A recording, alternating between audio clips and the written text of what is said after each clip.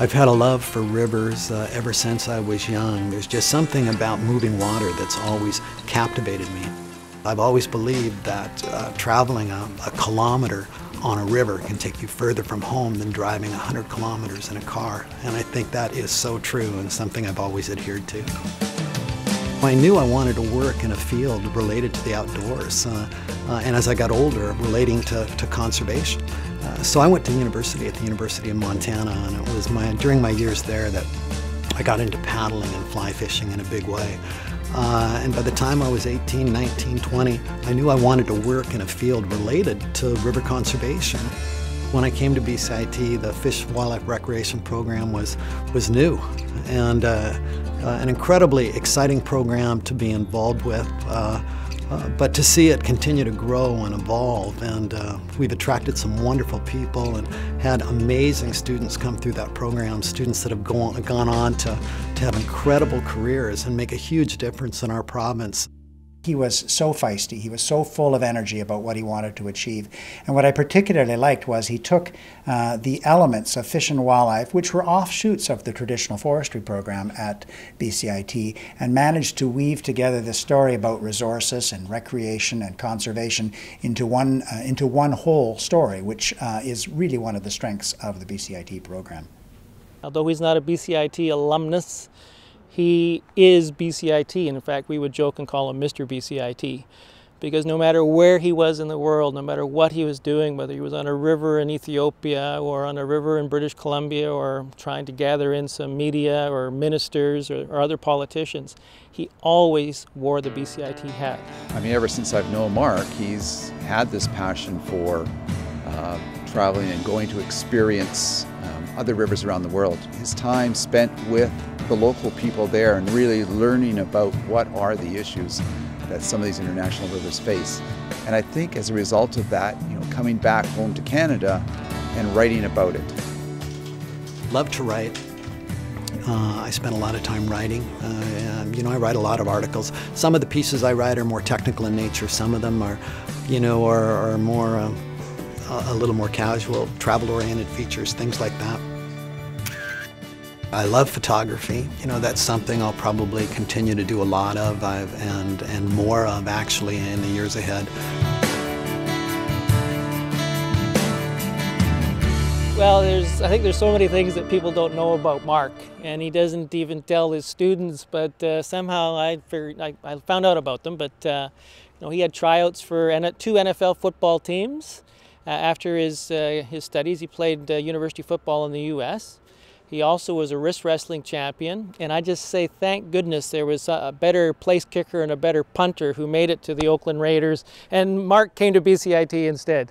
When I first started at BCIT, we got a staff group together, and we started playing basketball on a regular basis, and actually in those years we referred to ourselves as the Over the Hill Gang. And while the people who make up that staff basketball group, obviously the names have changed a little bit over the years, still there's a nucleus of people that have been playing for a long time. I played with basketball with Mark for a lot of years. Just word to the wise, watch his elbows, very sharp. Right here. It's a great way to break up the day, to run off some energy, and even when I'm retired, I still hope to come back and play in the odd basketball game. Mark has really brought a voice to the natural environment. And as part of that, he's really brought an opportunity for students in the Fish Wildlife Recreation Program and other programs at BCIT to be a part of something special. Well, I feel, very fortunate and lucky that, our work has been recognized.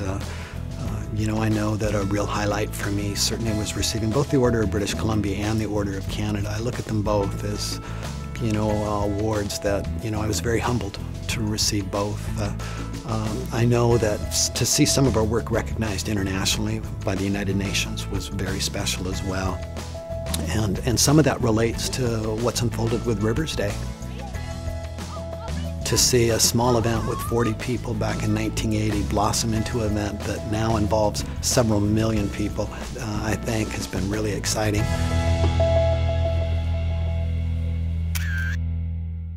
I used to spend a lot of time along Gishon Creek. It was pretty much almost a lifeless ditch. You know, and so in conjunction with the Fish Wildlife Recreation Program and numerous staff and students, you know, an effort was started to restore that creek. And to see that creek come back not only has been wonderful in that it's a beautiful corner of BCIT, but I also think the restoration of that creek has paralleled BCIT's evolution into an institution that is doing some amazing things from a sustainability point of view, thanks to the efforts of lots of individuals and programs. Mark has a very important role. You've got to educate all generations to keep our treasure of a province for future generations. Mark is our best canvasser. Mark educates all of us. Mark's involvement with the Nature Trust of BC has been specifically on a project called the Heart of the Fraser between Mission and Hope. This is an area called the Gravel Reach and is rich in biodiversity. And the Nature Trust, along with Mark's encouragement, has been acquiring property along the edge of the river here to protect habitat for wildlife, fish, plants, and of course, ultimately people too. Mark was also involved in a project called Water for Life, which the Nature Trust was the beneficiary of.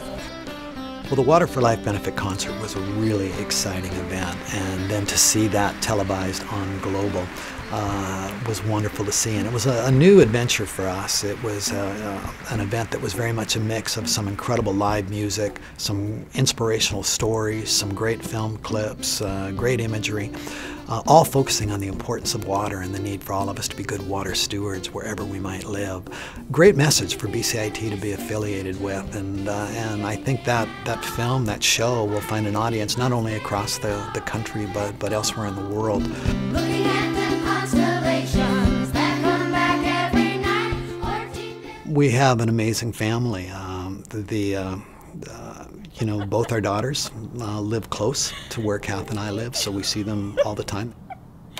I think some kids have, you know, a superhero growing up or a role model, and that's my dad for me. So he inspires me in everything that he does. He's has an incredible energy about him that's contagious.